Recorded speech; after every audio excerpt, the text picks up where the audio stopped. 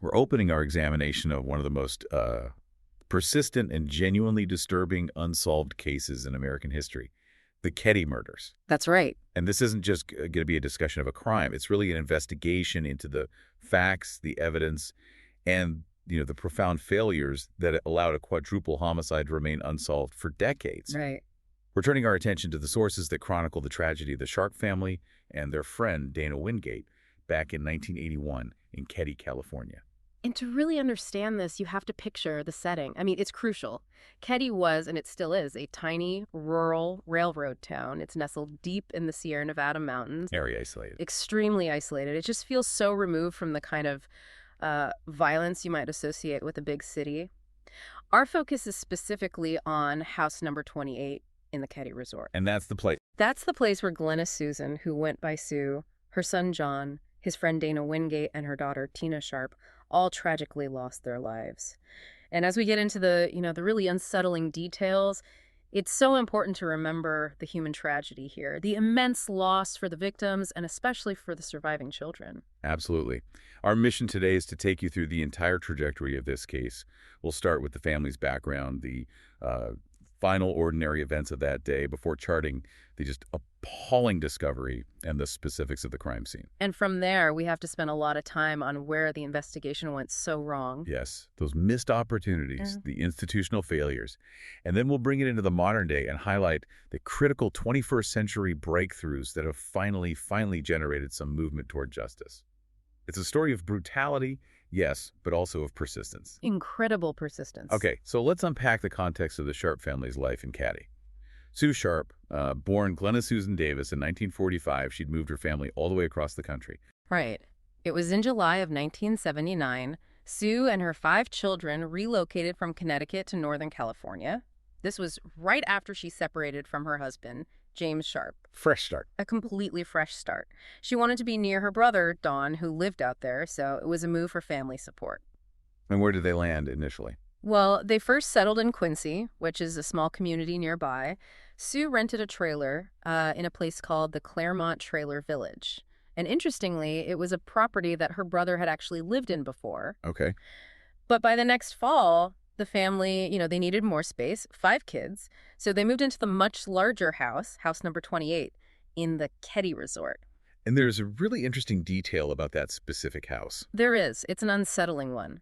The sources say it had only recently been vacated by the Plumas County Sheriff himself, a man named Sylvester Douglas Thomas. Wow. Now, that's not to imply he had any involvement, of course, but it places the residents, right in the orbit of local law enforcement from the start. Which makes the failures we're about to discuss even harder to understand. Exactly. So the family unit in cabin 28 was Sue and her 5 children, John, who was 15, Sheila, 14, Tina, 12, and then the 2 younger boys, Rick, 10, and Greg, who was 5. So a big, busy household in this very quiet, very isolated resort area. Let's focus now on April 11th, 1981. It started as a completely typical Saturday, but it quickly spiraled into infamy. We can trace their movements pretty well from the source material. That morning, Sue, Sheila, and little Greg, they all drove to Quincy. Okay. They were heading to a place called Gansner Field to pick up Rick, the 10-year-old. He had baseball tryouts. Right.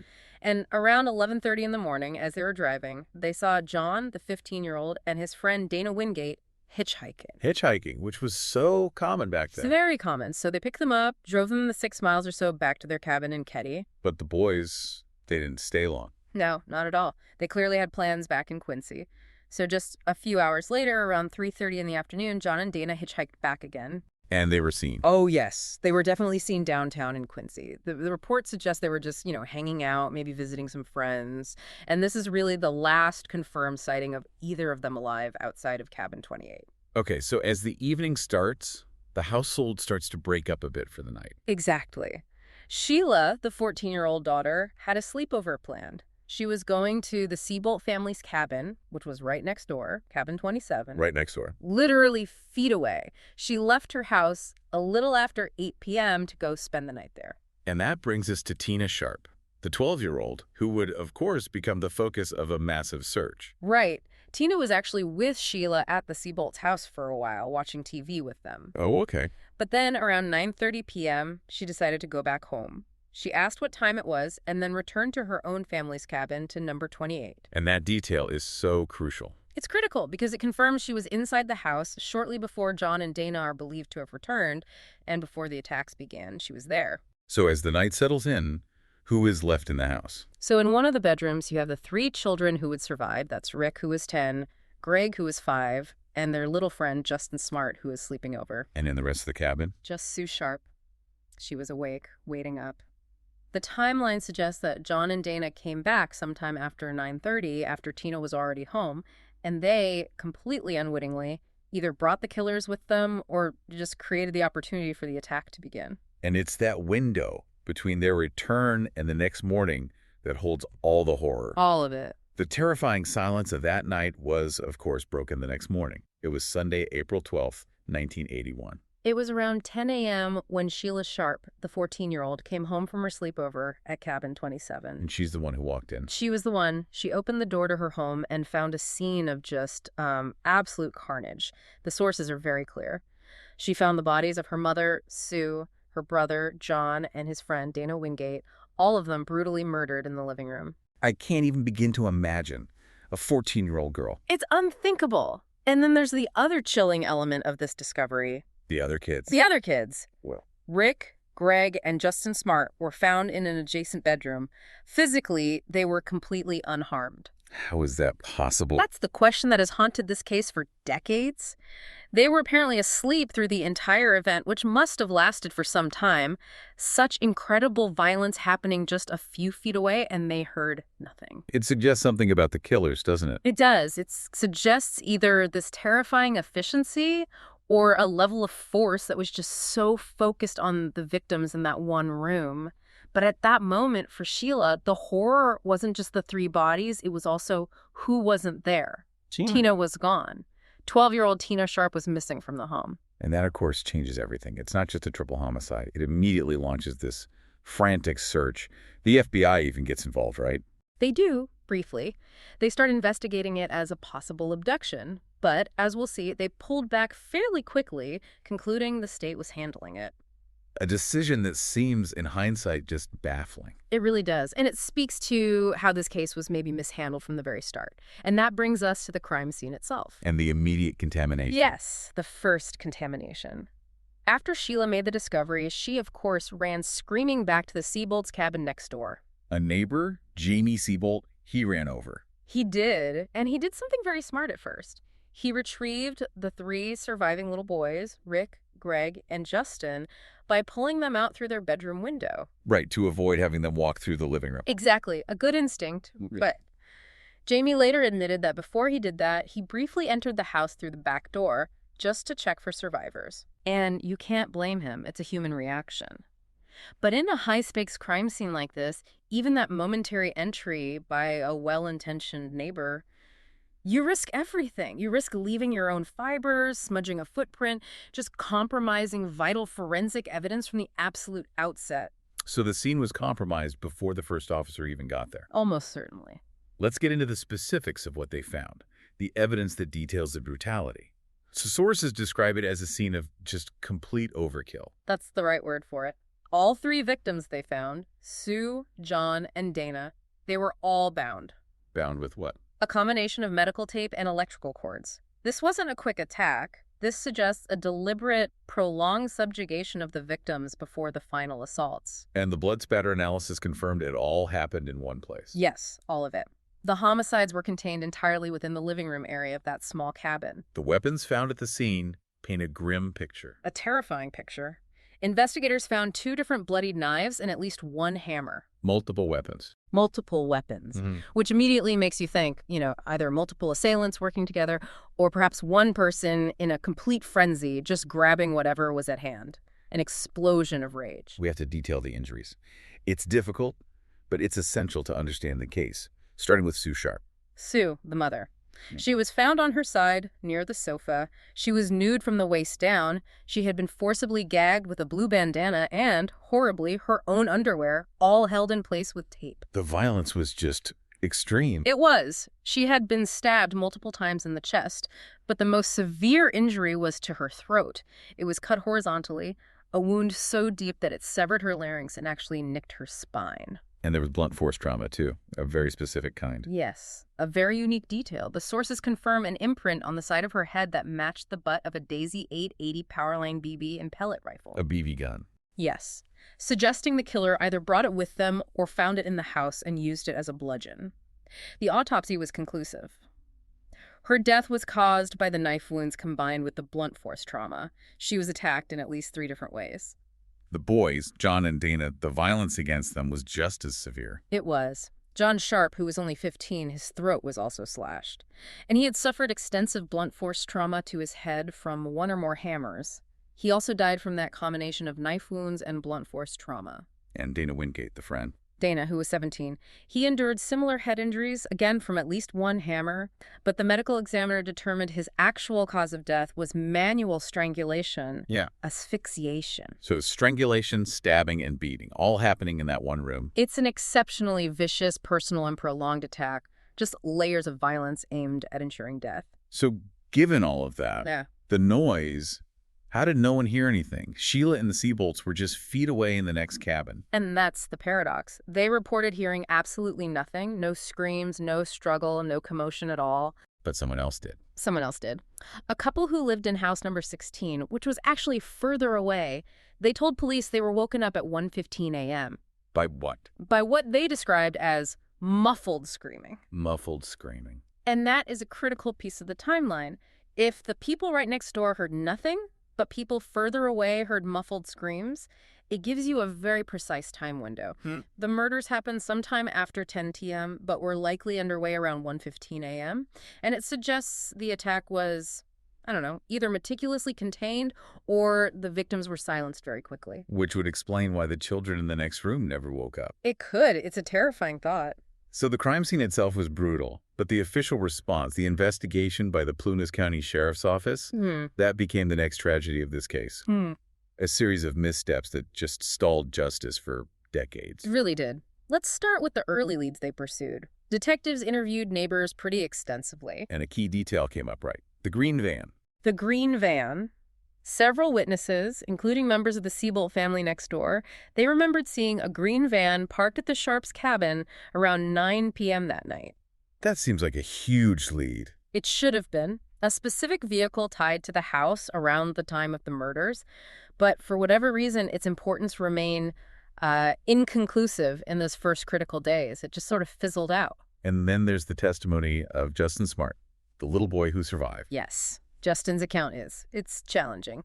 He was only 5, and he gave conflicting stories. At first, he said he just dreamed the whole thing. Which is completely understandable for a child who has been through that kind of trauma. Absolutely. You can't expect a clear, linear narrative. But then, later, they put him under hypnosis. Hypnosis, that's always a controversial tool. Extremely. Especially with a young, traumatized child. It raises huge questions about reliability, about suggestibility. But his account under hypnosis is what they used. What did he say? He claimed to have seen his mother, Sue, with 2 men inside the cabin, and that became the basis for the first suspect descriptions, 2 attackers.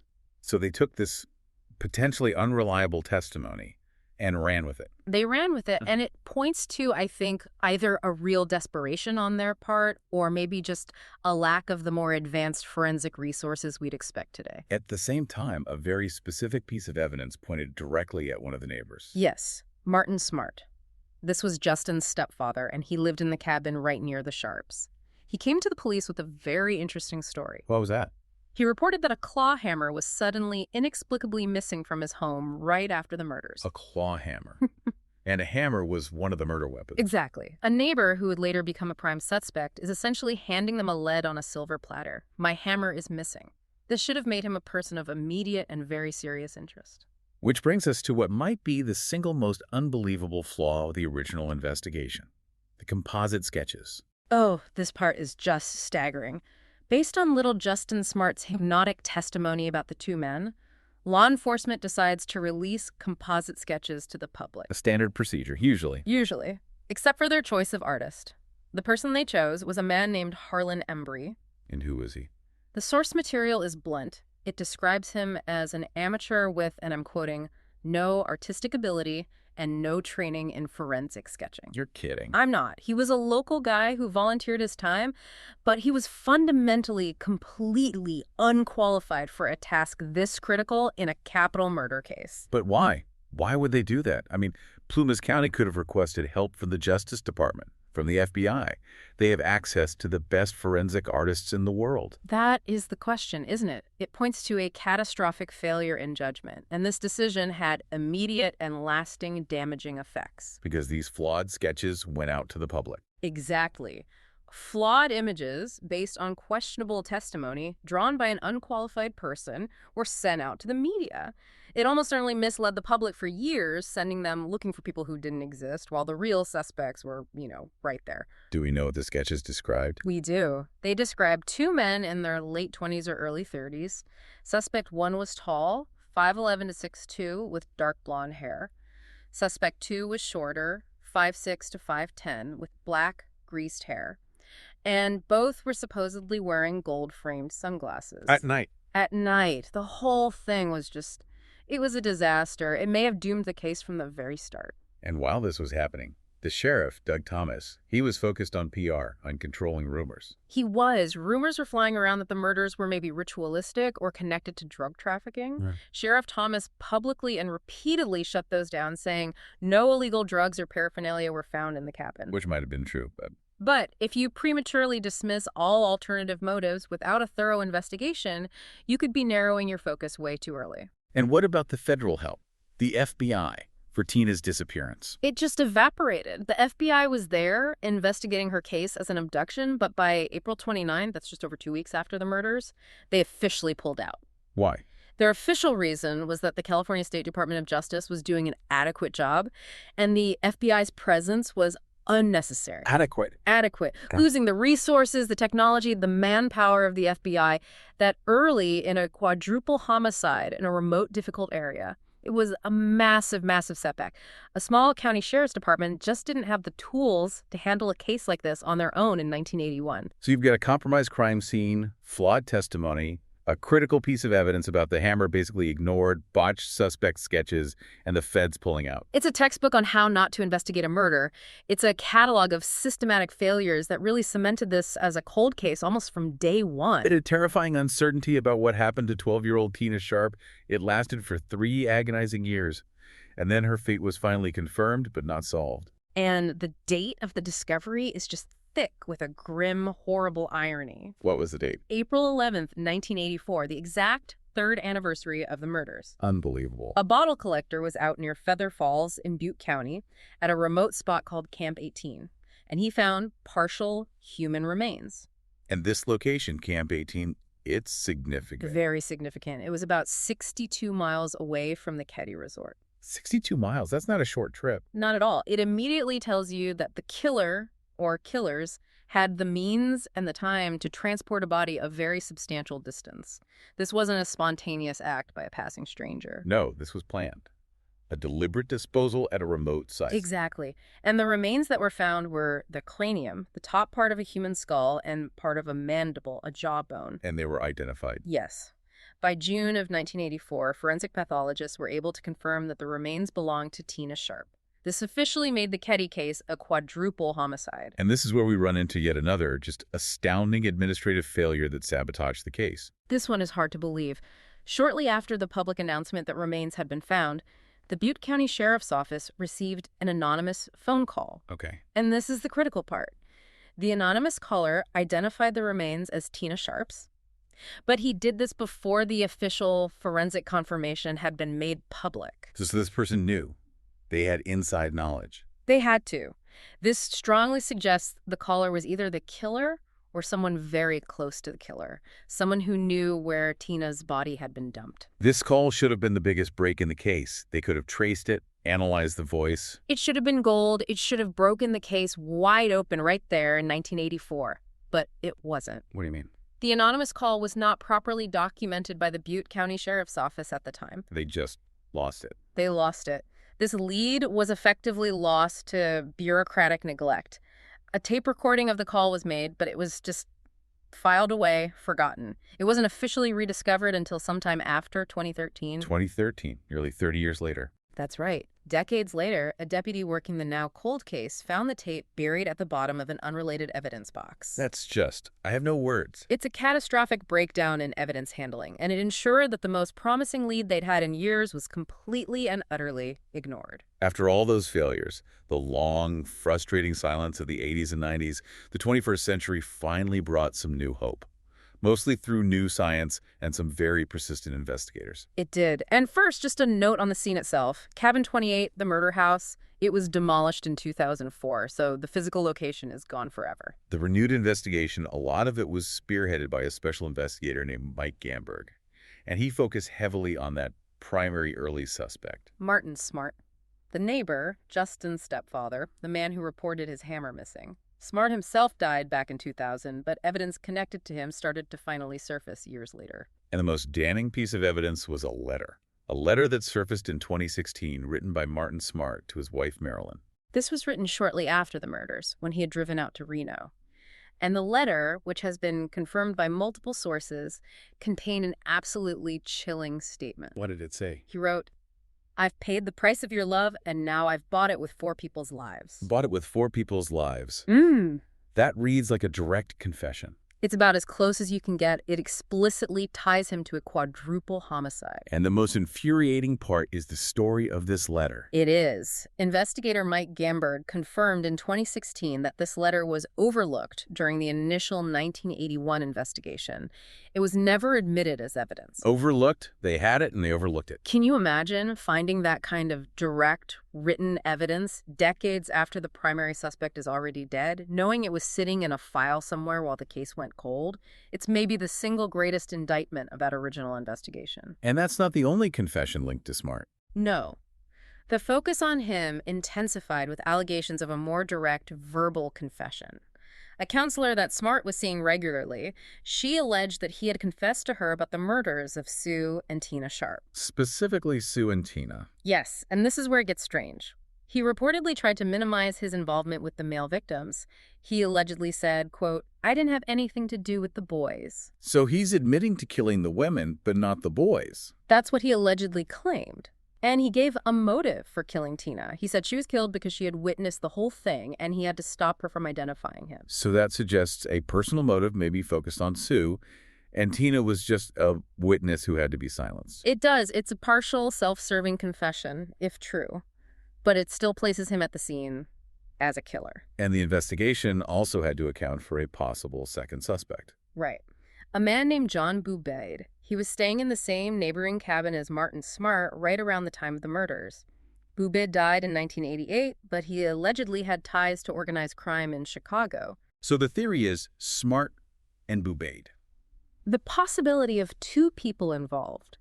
It fits the chaotic nature of the crime scene. You have multiple weapons, multiple victims.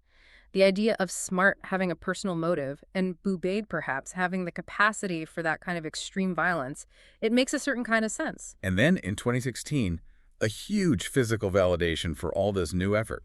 A massive one. The discovery of the lost hammer. On March 24, 2016, a hammer was found, and it specifically matched the description of the claw hammer Martin Smart had reported missing all those years ago. Where was it found? In a local pond in Plumas County. A pond. And the location was key.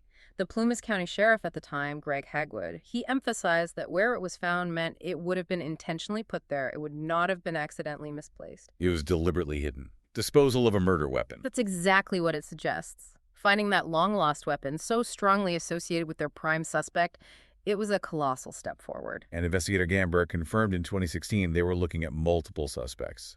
Yes, he said they were actively examining 6 potential suspects at that time. But the real scientific breakthrough, the one that offered the most promising path to closure, came 2 years after that. In 2018. Yes, the DNA breakthrough. Gamberg announced that investigators had successfully recovered a usable DNA profile from a piece of evidence from the original crime scene. What was it from? From a piece of the tape. The medical tape or electrical cord that was used to bind the victims. And they got a match. They got a match. The DNA sample was successfully analyzed, and it matched that of a known living suspect. A living suspect after 37 A years? living suspect. That single scientific match, it just cuts through all the noise, the flawed sketches, the lost evidence, the conflicting stories, a direct biological link to a known living individual. It proves the enduring power of preserving evidence, no matter how old. And it really underscores the tragedy of how long this took. Investigator Gamberg's assessment of the original investigation is just scathing. It is. He said you could take someone just coming out of the academy and they'd have done a better job. Wow. And that really encapsulates everything we've talked about. The lack of proper documentation, the contamination, the amateur sketch artist overlooking that letter from Smart, the blunder with the anonymous phone call, all those failures, they just collectively delayed justice for nearly 4 decades. This analysis really brings the whole picture into focus. It shows how those systemic early failures ensured that the Keddie tragedy grew into decades of uncertainty and injustice for the surviving family members. We've charted the whole course from those ordinary events leading up to this shocking extreme violence. And then finally, to the scientific and truly persistent police work of the 21st century that has, at last, found a target for accountability. When you look at the decades that passed between the 1981 murders and the critical discovery of both that hammer in the pond and the definitive DNA match 37 years later, this case really serves as a powerful illustration. It absolutely does. It shows you the necessity of meticulously preserving every single piece of evidence, even when a case seems impossibly cold. The persistence that's required to seek justice across multiple generations of law enforcement, it's all validated by the fact that science finally connected the pieces that were left behind by that profound early investigative negligence.